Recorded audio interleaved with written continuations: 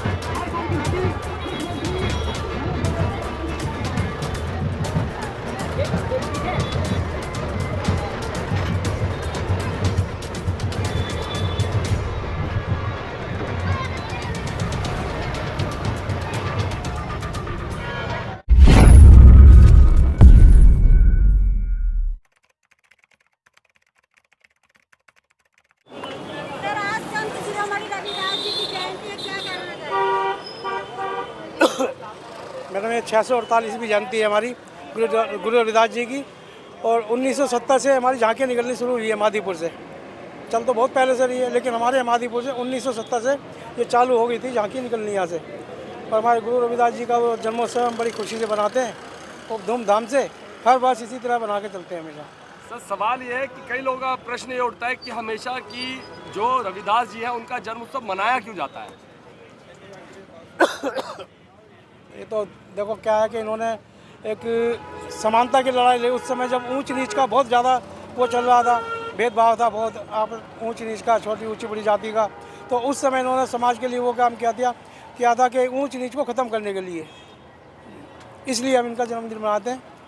अच्छा, कौन कौन से, जैसे देखा जाए तो रविदासी समाज या एक दलितों में जाटर समाज आता है, चमार समाज जाति आती है जो इसे धूमधाम से मनाती है, बाकी जातियाँ इससे अछूती क्यों है, जबकि दलितों के लिए तो सब दलितों के लिए उन्होंने काम किया था? देखिए क्या है कि इस जाति में वैसे तो करीब 1000 से ऊपर जातियाँ आती है, 1000 से ऊपर जातियाँ आती है, लेकिन यह है कि बनाते सभी हैं, कोई दिखाई देता है कोई दिखाई नहीं देता, बस इतना है, बाकी सभी मानते हैं। अच्छा, सरकार वैसे इस दिन गस्टेड हॉलीडे कहलाता है, यानी छुट्टी होती है शायद? ये पहली बार ही हुआ है छुट्टी का, पहली बार ही छुट्टी होती है, हर बार छुट्टी नहीं होती। लेकिन इस बार जब छुट्टी की गई तो इस बार विश्वविद्यालय खुले हैं, ऐसा क्यों? अब ये तो देखो अब इसमें कह नहीं सकते, या तो एडमिनिस्ट्रेशन का या सरकार का कुछ वो हो सकता है इसमें। अच्छा, भाई ताकि किसी की पढ़ाई भी खराब ना हो, क्योंकि हो सकता है एग्जामों का दौर भी चल रहा हो। चलिए एक चीज़ और जानना चाहते हैं, जैसे आपने अपने क्षेत्र में ये रविदास जयंती की जो झांकियाँ हैं वो निकली, यहाँ से ये कहाँ जाती है? यहाँ से लाल किला जाएगी, लाल किला से फिर चांदनी चौक होती हुई 12 टूटी सदर बाजार होती हुई ये फिल्मी स्थान और हमारे देवनगर विश्राम धाम मंदिर आगे खत्म होती है, टैंक रोड होती हुई विश्राम धाम मंदिर पर खत्म होती है देवनगर। तो ये हर साल इसी तरीके से निकाली हर साल इसी तरह से निकलती है।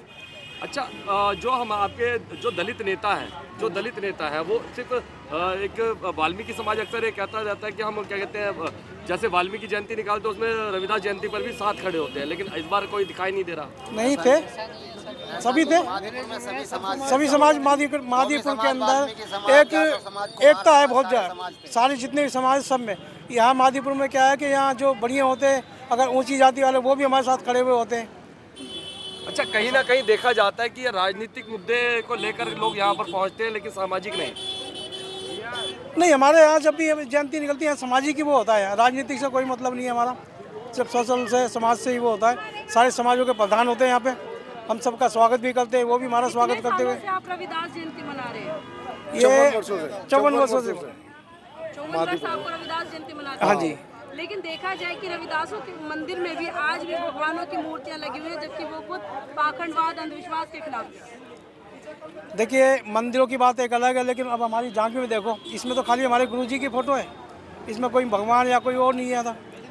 तो ये है कि वहाँ एक अलग है, तो कुछ लोग मानते हैं इस चीज़ को, लेकिन धीरे धीरे ये चीज़ भी ख़त्म हो जाएगी जहाँ तक है। चलिए निगम साहब, आपसे वही एक सवाल है कि देखा जाए वैसे रविदास जी खुद पाखंडवाद के खिलाफ थे, लेकिन जितने भी दिल्ली में रविदास मंदिर है वहाँ पर हिंदू देवी देवता विराजमान है, ऐसा क्यों? ऐसा इसलिए कि हमारा समाज जो है अभी जागरूक नहीं हुआ है, इतना जागरूक नहीं हुआ है जितना होना चाहिए, लेकिन धीरे धीरे सब बदलाव आएगा, आ रहा है, आएगा। एक दलित नेता है चंद्रशेखर आज़ाद, जिन्होंने एक बार तो टिप्पणी कर दी थी कि वही रविदास मंदिर, देवनगर के रविदास मंदिर को कहा था जहाँ पर हिंदू देवी देवता विराजमान है। देखिए मैं पहली बात कहना चाहूँगा, कोई दलित नेता क्यों कहते हैं उसको? किसी को ठाकुर नेता क्यों नहीं बोलते? किसी को ब्राह्मण नेता क्यों नहीं बोलते? हाँ, उसी को क्यों दलित नेता बोलते हैं? ये तो गलत बात है, ऐसा किसी को सवाल ही नहीं पूछना चाहिए, पहली बात तो ये है। चलिए, सवाल नहीं पूछना चाहिए। अच्छा, एक और सवाल है कि जब आप दलित नेता और जिस तरीके की आप बात कर रहे हैं, उस भाषा को अगर आप देखेंगे तो जिस तरीके से बाबा साहब ने और रविदास जी ने ब्राह्मणवाद का और जो पाखंड के विरुद्ध आवाज़ उठाई थी, उसके बावजूद आपके लोग मंदिरों में, रविदास मंदिरों में भी भगवान स्थापित कर रहे हैं और मंदिरों के घंटे बजाते नजर आते हैं, ऐसा क्यों है? देखो, ऐसा पहले से ही चलता आ रहा है, लेकिन पंजाब के अंदर तो काफ़ी हद तक है ना बदलाव आ चुका है। जैसे गुरुद्वारों में बदलाव आ चुका है, ऐसे हमारे गुरुजी के मंदिर में भी बदलाव आ चुका है, और यहाँ भी आएगा, समय लगेगा थोड़ा। चलिए, आप लोग चलते चलते समाज को क्या कहना चाहेंगे?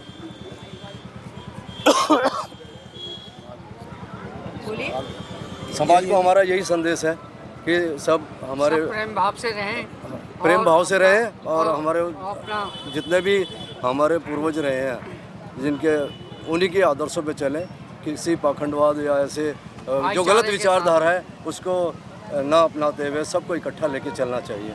मेरा एक आखिरी सवाल है आप लोगों से कि आज रविदास जयंती है, कल सदन के अंदर चंद्रशेखर ने रविदास जयंती को लेकर के मुद्दा उठाया था, क्योंकि कई जगहों पर रविदास जयंती मनाने के लिए परमिशन नहीं दी जा रही है। हाँ, ये बिल्कुल ठीक है। एक बार तो परमिशन दी गई थी, फिर बाद में LG साहब ने कैंसिल कर दी, फिर कल ही रात को उन्होंने फिर दोबारा से छुट्टी का डिक्लेयर किया। और रविदास जयंती मनानी चाहिए, सभी को मनानी चाहिए, सभी के वो है, सभी के आदर्श है, और वो भी गुरु रविदास जी ये एकता का संदेश था कि सब समान रहे, समानता का प्रतीक था हमारे गुरु रविदास जी। लेकिन सर, मेरा एक सवाल है कि रविदास जी तो खुद अंधविश्वास पाखंड के खिलाफ थे, लेकिन आज उनके मंदिरों के अंदर भगवानों की मूर्ति रखी जा रही है जिनके खिलाफ है वो। देखिए क्या है कि अभी थोड़ा औरतों के अंदर थोड़ी ये चीज़ आ रही है कि जब तक मूर्तियाँ नहीं होती मंदिरों के अंदर घुसने को तैयार नहीं होती, लेकिन धीरे धीरे पाखंड से दूर होना पड़ेगा, लेकिन हो रहे हैं वैसे काफ़ी हद तक। लेकिन जिस तरीके से देखा जाए, लोग, हमारे दलित समाज के लोग ही सबसे ज़्यादा हिंदू राष्ट्र की मांग कर रहे हैं, राम राज्य की मांग कर रहे हैं, ऐसे में रविदास जी को भूल करके वो हिंदुओं की मांग कर रहे हैं। नहीं, ऐसा कुछ नहीं है, क्योंकि हमारा तो इस सीधा से एक सिद्धांत है कि मूर्ति पूजा खंडन जैसे वो करते थे, हम भी इस चीज़ का खंडन करते हैं, लेकिन ये क्या है कि थोड़ा वक्त लगेगा, जागृति थोड़ी धीरे धीरे आएगी। देखिए सर, संत रविदास जी कहते थे, ऐसा चाहूँ राज में मिले सभी को सन, जो उनका एक स्लोगन था, उस पर लोग खड़े उतर नहीं रहे। देखो, थोड़ा टाइम लगेगा हर चीज़ में, अभी वक्त आ गया वैसे, जहाँ तक धीरे धीरे आगे और भी अच्छा वक्त आएगा।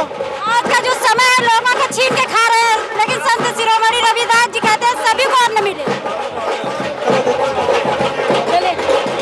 ये थे सर, जिस तरह से अपनी बात को आप लोगों के बीच में रखें, तो लोगों से बात करने का प्रयास करूंगी कि आज संत शिरोमणि रविदास जी की जयंती को लोग बड़े हर्षोल्लास के साथ मना रहे हैं। सर, सबसे पहले तो जय गुरु जी। जय गुरुदेव, जय गुरुदेव। मेरा नाम वेद प्रकाश है, मैं कोषाध्यक्ष हूँ भारतीय जैन महासभा का, और 648वीं जयंती निकाली जा रही है माधोपुर से, हर साल निकलती है, 1975 से हर साल निकल रही है। 1975 से हर साल निकलते हाँ जी, हाँ जी। तो ये जितनी तादाद में जो लोग दिख रहे हैं, ये जो कहीं रविदासी जो लोग हैं या कहीं दलित समाज के जो लोग हैं वो तो बहुत है, लेकिन यहाँ तो कुछ ही लोग दिखाई दे रहे हैं। नहीं, कुछ लोग नहीं है, सभी समाज के लोग यहाँ शामिल हैं, सभी समाज के लोग यहाँ शामिल हैं और सभी का आशीर्वाद है। पाखंडवाद से हम दूर होना चाहते हैं, धीरे धीरे सब में बदलाव आएगा। हम कैसे बदलाव लाएंगे आप पाखंडवाद से निकालने के लिए? अभी मूर्तियों को तो हटाने का काम अभी तो नहीं चल पाएगा, लेकिन जैसे हमने पंजाब में देखा और कहीं देखा, उसी हिसाब से हम यहाँ भी करेंगे। जी, तो क्या कहना चाहेंगे रविदास जयंती पर तमाम जो रविदासी लोग हैं या दलित समाज के लोग हैं या अम्बेडकरवादी लोग हैं? क्योंकि जिस तरीके से अम्बेडकर जो बाबा साहब थे, बाबा साहब ने हमेशा अंधविश्वास की बात करी, रविदास जी ने उस तरीके से बात करी, लेकिन आज उन्हें कहा जाता है कि रविदास जो है कृष्ण और राम को मानते थे। रविदास जी, गुरु रविदास जी सबसे पहले अग्रणीय थे, बाद में हमारे बाबा साहब ने उनको फॉलो किया, बहुत अच्छा उन्होंने काम किया, वहीं से शुरुआत हुई थी।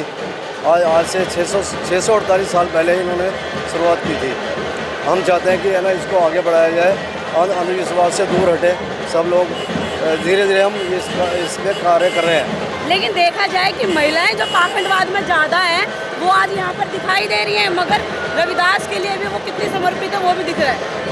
हाँ बिल्कुल, समर्पित ज़्यादा हैं वो लोग अब धीरे धीरे उनको समझ आ रही है, जागृति आ रही है और इससे दूर होंगे, एक समय आएगा दूर होंगे।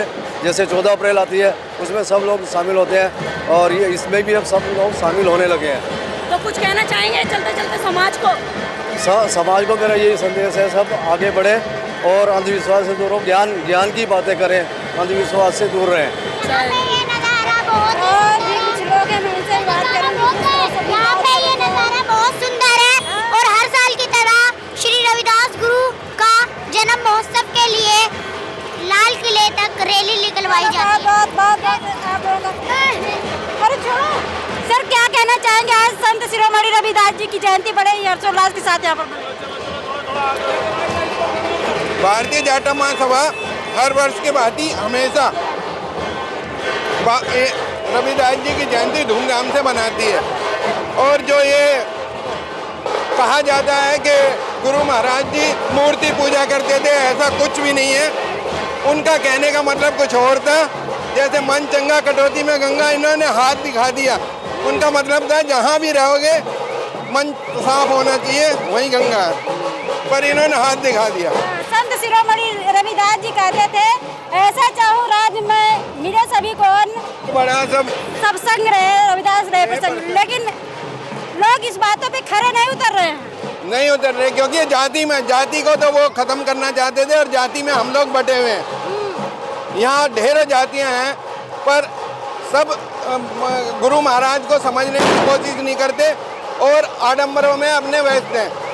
अभी कुछ और हो दूसरा तो एकदम भीड़ लगा लेंगे, पर जब गुरु महाराज या बाबा साहब की बात आती है तो कोई निकल के बाहर निकलने की कोशिश नहीं करता। खत्म करो, कैसे खत्म रात्रि खत्म करो, कैसे खत्म, एक साथ रहो, मिलके रहो, एक साथ रहो। कैसे मिलके रहेंगे? लोग तो बिखरे रहेंगे मिलके, देश चलाना तो मिलके रहना पड़ेगा। लोग बिखरे हुए हैं, आप कह रहे हैं मिलके रहे, तो ये तो पिताजी के साथी ताराचंद जी और राहुल जाटव जी, गोपी जी, सागर साहब, करतार बागड़ी जी, संजय सागर जी, पप्पी भाई, निगम भाई,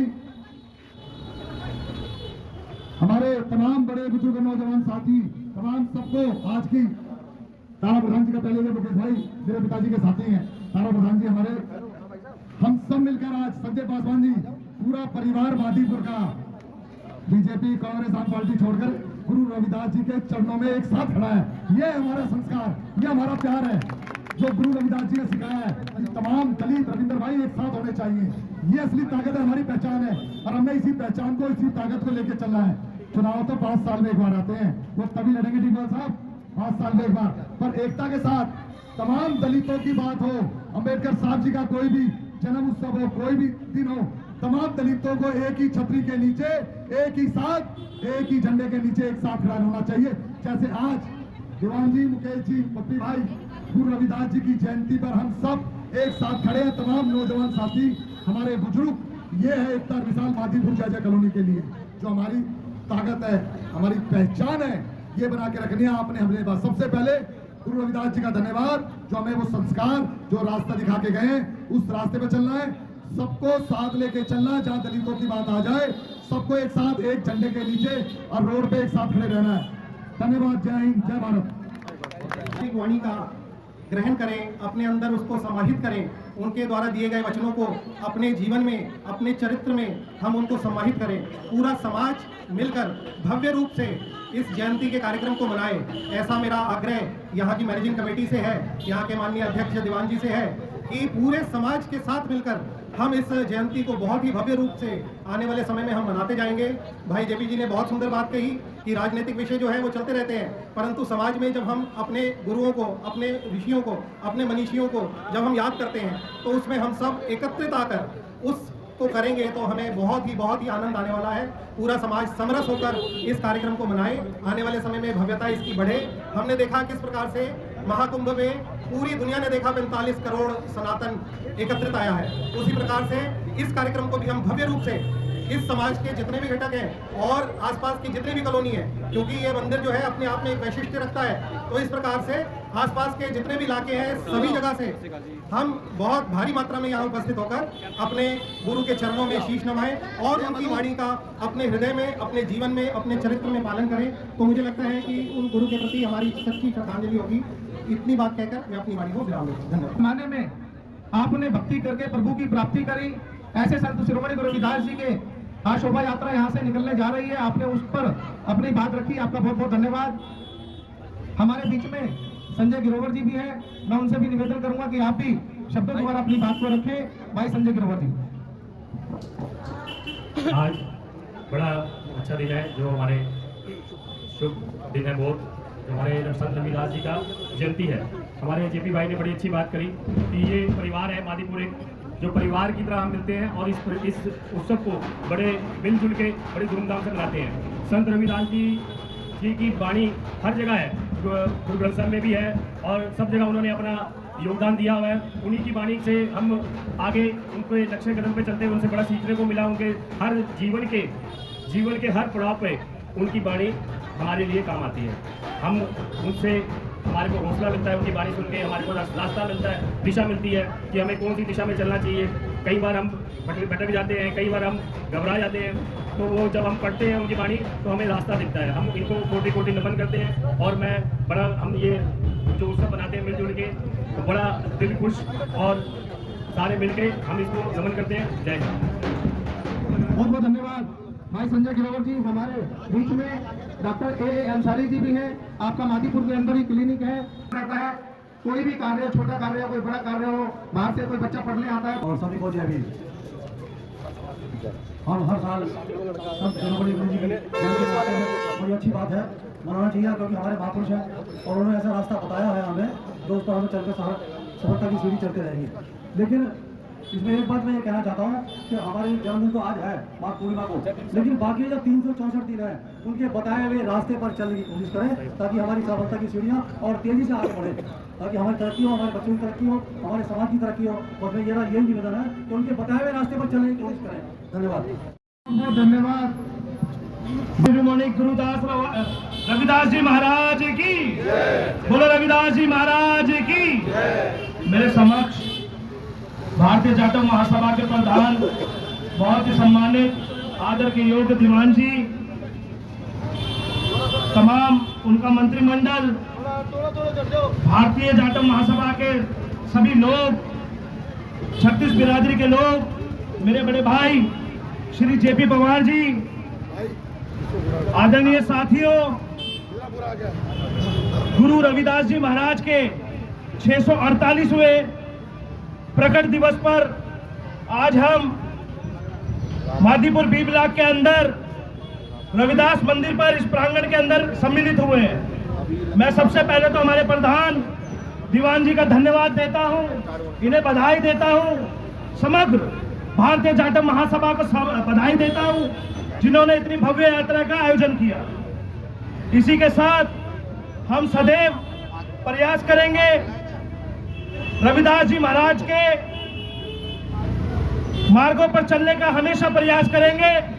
इसी के साथ आज मौका मिला है तो दिल की गहराइयों से दीवान जी का भी धन्यवाद करूंगा। आदरणीय साथियों, जब किसी का एहसान हो तो उसे भूलना नहीं चाहिए। आज हमारे बीच में हमारे पूर्व प्रधान बनारसी दास जी मौजूद नहीं है।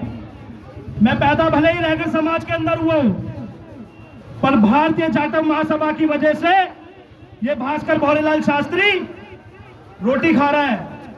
बड़े बड़े धुरंधर वो कार्य मेरे जीवन में, मेरे परिवार के जीवन में नहीं कर पाए थे, जो पूर्व प्रधान बनारसी दास जी ने, दीवान जी ने, यशपाल जी ने और सबसे महत्वपूर्ण मनोज शंकर पंपन ने मुझे मेरी धरोहर मेरी झोली के अंदर डाल के मेरे जीवन में मेरे को आगे बढ़ाने का काम किया। मैं समाज का आज मेरे परिवार की तरफ से ये भी चरणों में बैठ के नतमस्तक होकर धन्यवाद करता हूँ। आप इसी तरीके से हर वर्ष पूरी मादीपुर की 36 बिरादरी को जोड़ के चलने का काम करते रहे। हम सब आपका परिवार आपको मजबूत करने का काम करेंगे।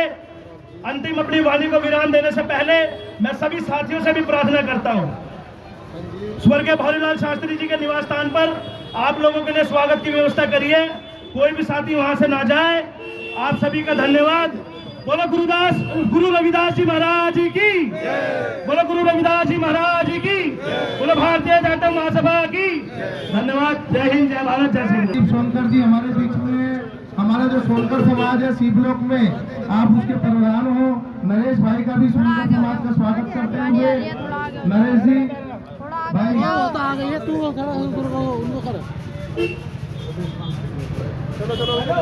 सभी का स्वागत करते हुए अनिल सोनकर जी आप भी आगे आ जाए।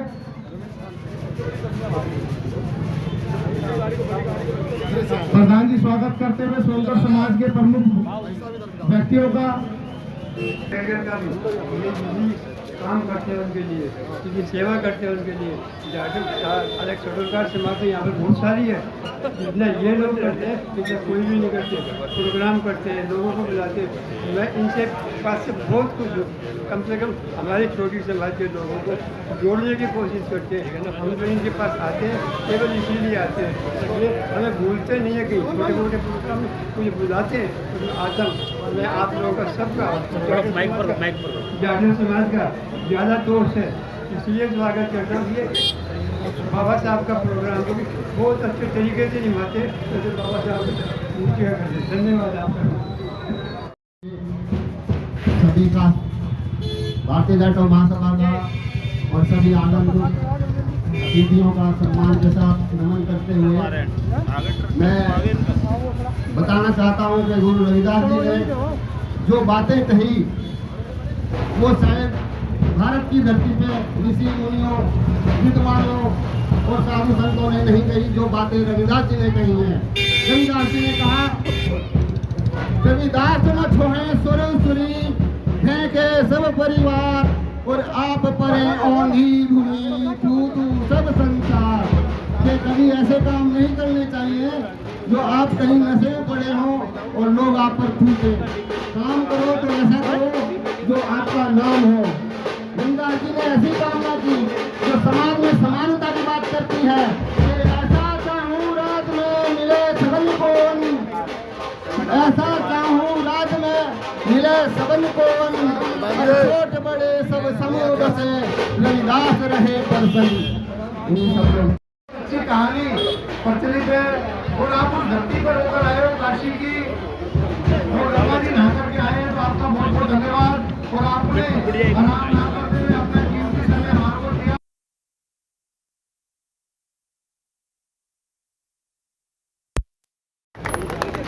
बोलो गुरु रविदास महाराज की जय। हम भी चुनाव लड़े तो हम माननीय प्रधानमंत्री भाई नरेंद्र मोदी जी के नाम को लेकर लड़े, और उधर राखी बरलान जो आई थी, अगर वो भी चुनाव लड़ी तो वो भी केजरीवाल का नाम लेकर चुनाव लड़ रही है। लेकिन अगर किसी ने अपने नाम से वोट मांगे तो वो है मेरा भाई जेपी पवार। आपकी मेहनत को मैं सलाम करता हूँ और नमन भी करता हूँ। हार जीत तो चलती रहती है, लेकिन एक बात और भी है, अगर हमें कोई विजयश्री मिली है, भारतीय जनता पार्टी को विजयश्री मिली है, तो मेरे भाई वो आपकी जमानत मिली है, वो आपकी जमानत मिली है। और ये देखो जो भी चलता रहता है, लेकिन हम सभी भाई मिलकर काम करते हैं। जे भी भाई भी मिलकर काम करेंगे और हमारा साहिल गंगवाल ये भी मिलकर काम करेंगे। हमने अपने जो मादीपुर विधानसभा है उसको संभालना है। सबसे पहले जो हमारा जो पहला एजेंडा रहेगा, सब मिलकर उसको संभालेंगे। और आप भी संभालना चाहते हो, हम भी संभालना चाहते हैं मादीपुर को। और मेरा बेटा जो यहाँ के निगम पार्षद है साहिल भाई, ये भी इनको संभालना चाहते हैं। तो हमारा मकसद अगर एक है तो मनों में मैल नहीं होना चाहिए। मिलकर काम करेंगे मेरे भाई, मिलकर काम करेंगे। आज गुरु रविदास जी के जो चरणों में हम ये बात कह रहे हैं, और ये सलाह हमारा जो समाज है, समाज का आशीर्वाद बना रहे। मित्रों, ये बात तो मैंने आज मेरे मन में थी, मैं कभी राजनीति बात कभी इस मंच पर नहीं की मैंने आज, लेकिन ये भी कोई राजनीति मंच की बात नहीं है, ये प्यार की बात है, भाइयों की बात है जो मैंने आज शेयर की है। और मेरा बिल्कुल शेर है, मेरा जेपी भाई शेर है, मेरा साहिल गंगवाल भी शेर है, और मैं भारतीय जनता पार्टी जो कैलाश गंगवाल आए तो वो भी शेर सारे। मैं गुरु रविदास जी के विषय में थोड़ी ज़्यादा नहीं, थोड़ी बात करना चाहता हूँ। देखिए, गुरु रविदास जी ने उस समय बीड़ा उठाया था सबको समान करने के लिए, एकता लाने के लिए, छोटा बड़ा को हटाकर सभी को एक समान समझने के लिए।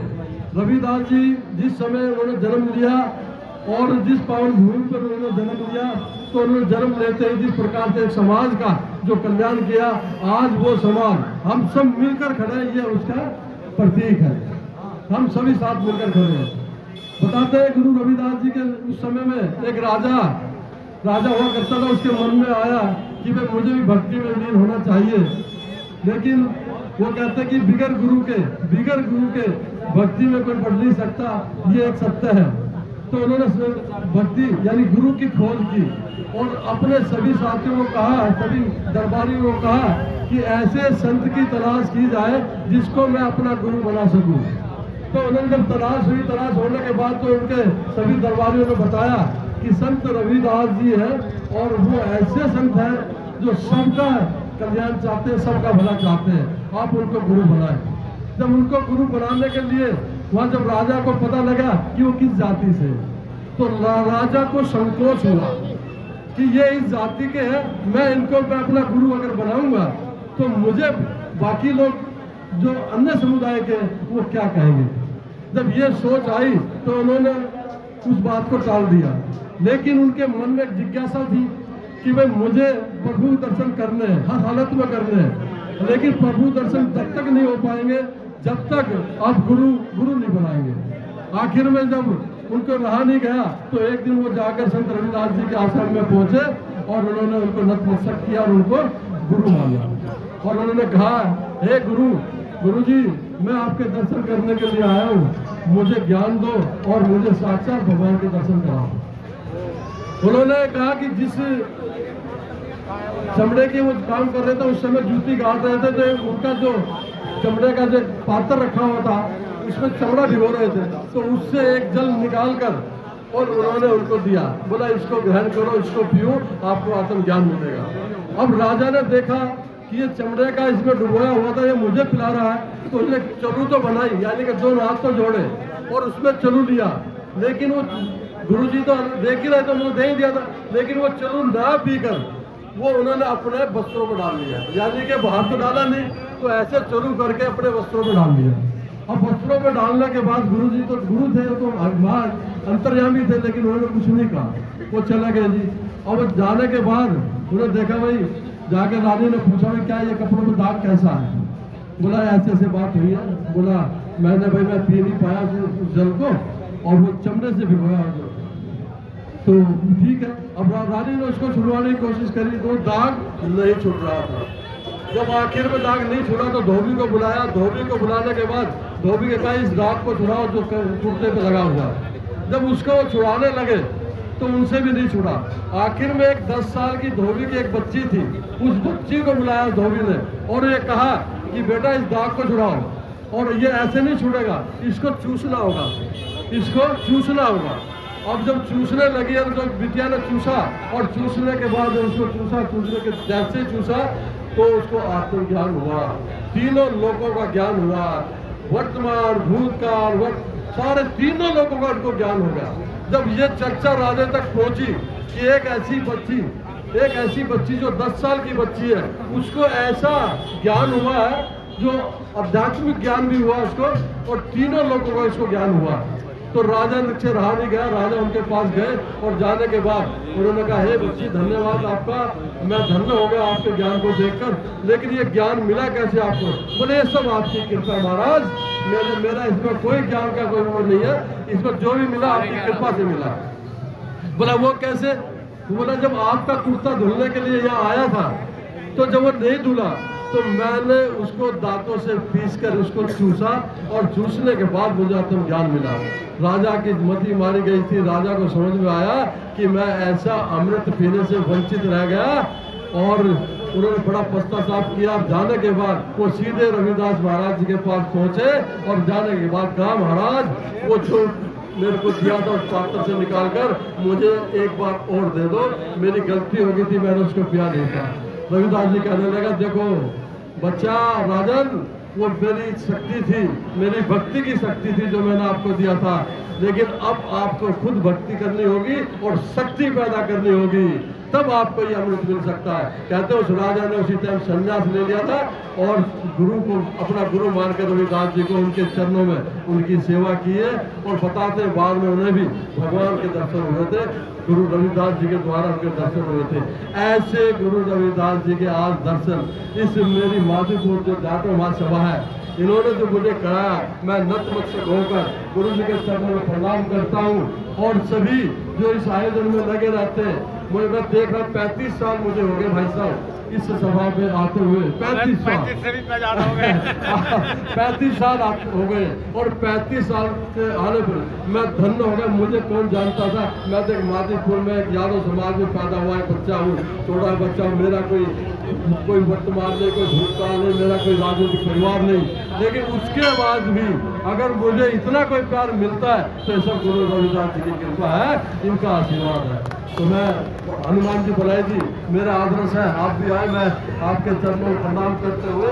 हनुमान जी मेरे मार्गदर्शक रहे हैं, और ये उस समय के मार्गदर्शक रहे जब सज्जन कुमार भाई यहाँ रहा करते थे, और सज्जन कुमार जी की तूती बोलती थी। उस समय अगर कोई हम जनसंख्या जो काम करते थे तो अगर हमारा कोई साथ दिया करता या हमारा जो पक्ष लिया करते थे, तो हमारे भाई हमारे आदरणीय हनुमान जी बनाए दिए, इनका मार्गदर्शन मुझे हमेशा मिलता रहा। आपके मार्गदर्शन को मिलने को नमन करता हूँ, बहुत बहुत धन्यवाद।